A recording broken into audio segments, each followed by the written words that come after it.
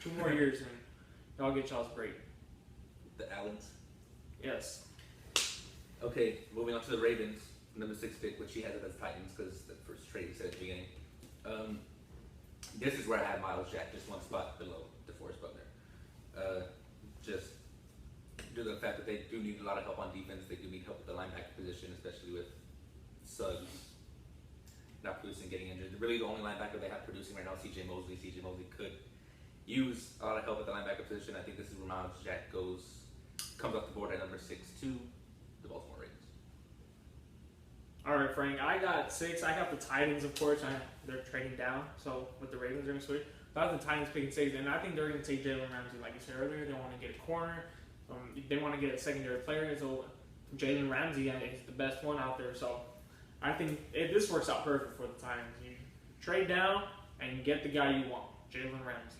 If he's still there at 6, which I mean, I look at the board and I don't think any of these would take Jalen Ramsey. Even if the Jaguars try to take Ramsey, I mean, Miles Jack's still a good defensive player for the Titans. So I think they're going to go defense. And I see Jalen Ramsey going 6 overall to the Titans. Okay, moving on to pick number 7, 49ers. And I mean, who knows what the hell Chip Kelly's going to do. I don't know what he's doing. But I mean, the most logical thing for me would be taking Jared Goff. I mean, unless you have that much faith in Blaine Gabbert, which I don't see happening. I think they have to take the next best quarterback on the board to at least have somebody to build around. I mean, Colin Kaepernick left.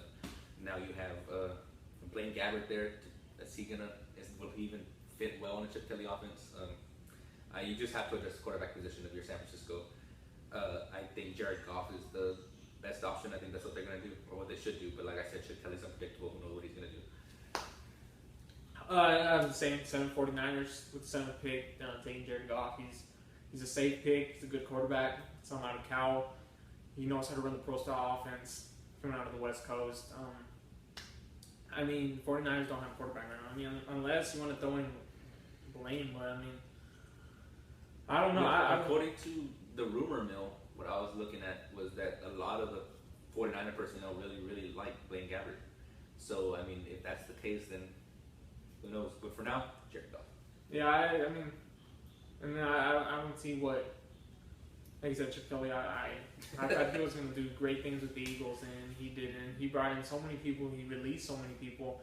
It was just a mess out there. The Eagles got rid of everybody that he brought in. So now he's going to try to work his magic with the 49ers, and it's not going to work out because, I mean, they have the Cardinals and the Seahawks in the same division. So, I mean, they're not going to make the playoffs. So I think they're going to safe pick and take Jared Goff as the 7th overall pick. Yep. Okay, as far as the Eagles go, speaking of the Eagles, after the departure of DeMarco Murray, I would think they're going to have to address the running back position because, I mean, they let go DeMarco Murray. They didn't really sign a running back in the offseason. So I think you go ahead and go with the best running back available in this draft, which there isn't many, but Ezekiel Elliott from Ohio State, number 1 back in this draft without question. I think the Eagles go ahead and take them here with the number 8 pick, with the 8th pick in the draft.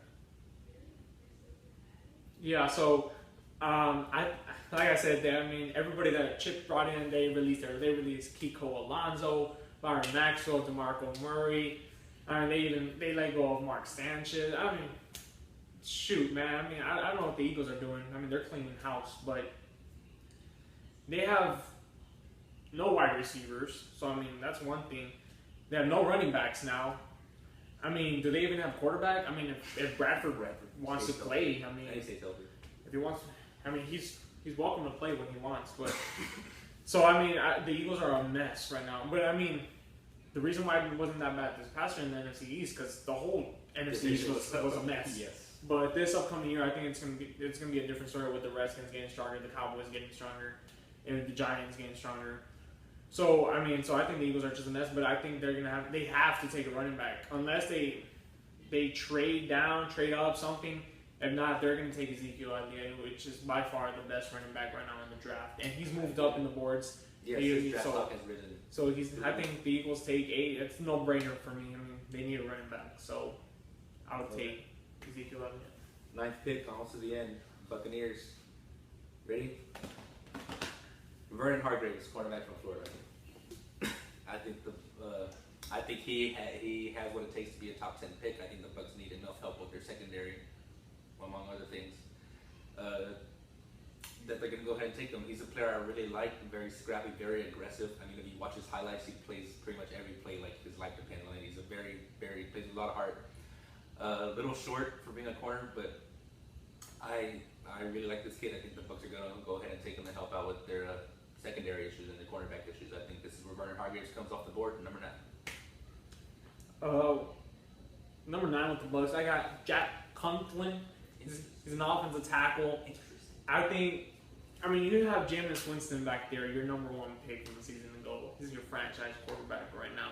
Then you got Doug Martin, the strong hamster back there. He really had a good year last year. So, I mean, what a better way to just get an offensive tackle and solidify your offensive line and help Jameis Winston, perform better. I mean, he won 6 games last year. It's not great, but I mean, to Bucs standards, that's pretty good. And then Mike Evans wasn't healthy all year long. Vincent Jackson, yes. I remember when did they beat the Cowboys this past year? Did they give them a scare? They played the Cowboys good. I don't remember what happened. I think they beat them, but they gave them a scare no matter what. So, I mean, the Bucs were a dangerous team this past year, but then they fell off at the end. But I mean, with Doug Martin back there, and then Jameis Winston, I think what makes sense is to bring in an offensive tackle and help your O-line. Help him protect Jameis Winston because, I mean, he's a big dude, but he reminds me of another Big Ben Roethlisberger, but, I mean, he can't be taking shots after shot. So, yeah. I think I would take Jack Conklin, the number 9 pick. All right. Last pick of the show, New York Giants. The G-Man. A lot of this pick, for me, comes down to how much are the Giants counting on Victor Cruz? He's missed almost 2 complete seasons in a row. He was on my fantasy football league this past year. I remember. Is he coming back? I mean, he is coming back. But how well? There's a big question mark next to Victor Cruz's name. If they trust him enough, which I don't know if they don't, I think Eli Manning's going to need another weapon besides Odell Beckham to work with. I mean, who else does he have? Vin Randall. I think they take Laquan Treadwell here, wide receiver. I love that guy. Yeah, I like him too. I like that they're going to take Laquan Treadwell. But if they decide to go ahead and count on Victor Cruz, then I think they take somebody else, and they do need help at the linebacker position.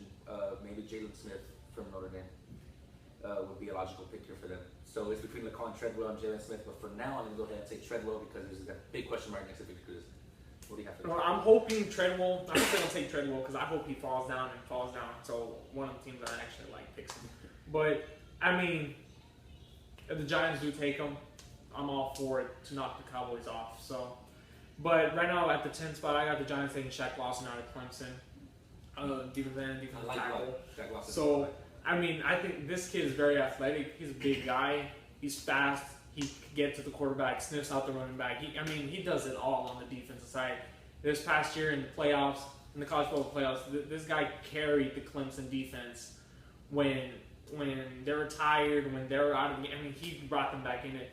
And, I mean, with JPP there and missing a finger, I mean, he was effective this past year, but, I mean, he wasn't the Jason Pierre-Paul that we know. Mm-hmm. So, I mean, get him on the left, get Shaq Lawson on the right. That would be a very scary defensive. That's scary. And then, I mean, and who was the guy that they signed from the Broncos? Trevathan. Yes, Danny Trevathan.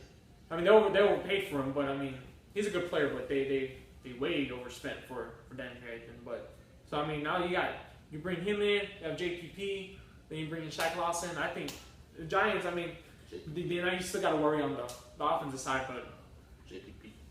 We'll wait for that though. So yeah, I'm taking Shaq Lawson to round out my top 10.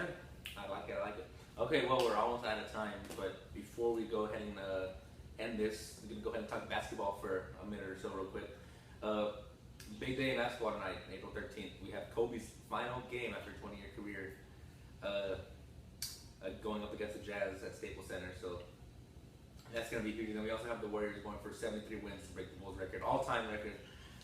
Will they get the best record in the NBA? Will they finish? Will they knock off Memphis like they have before? Get to 73 wins, 73-9, or will Memphis somehow knock them off and they tie the Bulls record?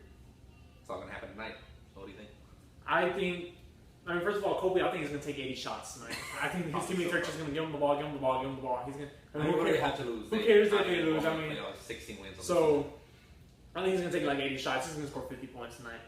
And the Warriors, I mean, I hate the Warriors. I mean, I'm a Clippers fan and I'm a Spurs fan, so I mean, I hate the Warriors because I mean they're in the West. You gotta hate, and I mean they should have lost Saturday's game in Memphis. Ooh. They should have lost that game. 199. Memphis just let that slip away. Lance Stevenson got fouled at the end, but you can't wait for calls like that. So Memphis should have pulled it out, but they won, and Memphis lost to the Clippers last night pretty bad. I mean they're coming off a back-to-back, and I mean I don't see Memphis contesting in Oracle Arena.